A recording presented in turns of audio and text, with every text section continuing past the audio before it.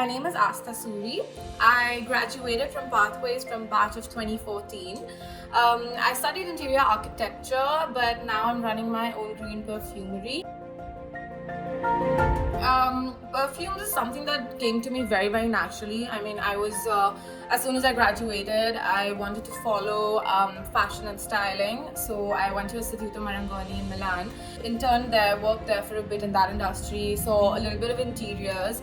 But it was mostly my time in New York when I worked for a sustainable fashion brand, where I got introduced to the sustainable market of the fashion and the design industry. And the need of sustainability and the need for organic, anything in terms of clothes, space, beauty. I just kind of saw the need for that, and the crowd around the industry attracted me a lot. And I think that's when I kind of came back and I decided to join my family's history in the business of perfumery.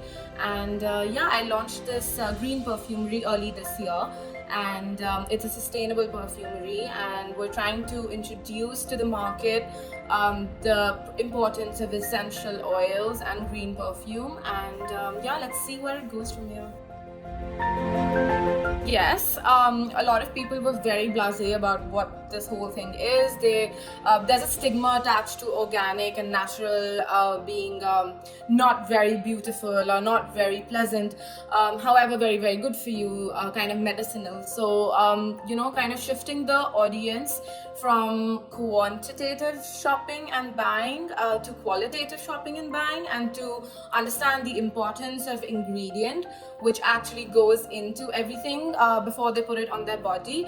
I think that's what kind of was the biggest challenge, and making people test our palette and kind of understanding their palette. We're still on it. We're still very, very young. We're 7 months running right now, and it's been so far so good and very surprising actually, because a lot of stereotypes have been broken through now. So a lot of stigmas have been removed to perfumery and people's mindsets towards it.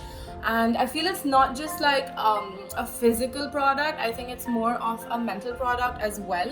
It helps the well-being in general. It's a holistic approach towards the whole healing sector and the whole self-care, the feel-good factor. So I think, yes, the audience is definitely ready for it, and they're appreciating now. So for now, so let's see how it goes. I'd like to. We do want to kind of bring in earthen and green perfumery to the EU market, especially because there's a great need for it there, and there's less resources in terms of raw material that we use.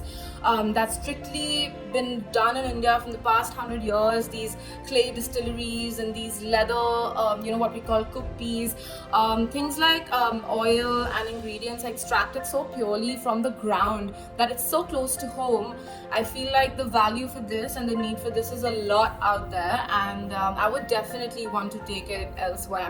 Definitely where I studied, and kind of where I got my inspiration from. And definitely we're already kind of trying to take it to England. We were supposed to early this year, and the market there loved the product. They like earthy more. So I think it's going to be super interesting in the next 1 year for us.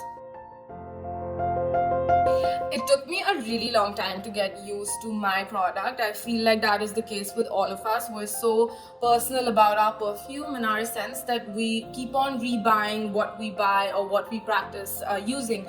So I think Hermes 24th February was my favorite because it's my grandmom's scent, and I kind of got it from her since I was a child, and I kept refilling bottles. But not to obviously disregard Naso, I feel like the musk, amber and saffron has been my favorite since we launched the collection, and I do see new edges to my smells every now and then. I feel like I'm used to the pepper wood now. I'm really used to the bergamot tamarind. It's slowly getting to my scent. So as fast as it becomes my scent, the sooner it'll become your scent. So I feel it's a process. people have really appreciated the conscious design approach behind the product. I mean, the perfume design as well as the bottling, the packaging, etc. They also think the blends are very, very carefully curated, which is true. They have tons of layers to it. There's been precision given to every detail. So I think the best compliment that someone's given me is the eye for detail for these blends. I was in 11th grade, so 2012. I was only there for 2 years. Yeah, all of them were super fun. I think my English teacher, Manjula ma'am, business teacher, Sanjay sir, my art teacher, Mun ma'am, we spent a lot of time together. And of course, Sudha ma'am, and all of them, I mean, in fact, can't name them. Yes, I mean, 5 years down leaving school, I feel like I can definitely tell people to pay attention in school, follow your passion, follow your heart. I think you should make healthy relationships that last you after and forever, and don't bunk too many classes or don't bunk school, because it's really not worth it. When you get out of school, you really realize the value of school days, and you would just have it back at the drop of a hat.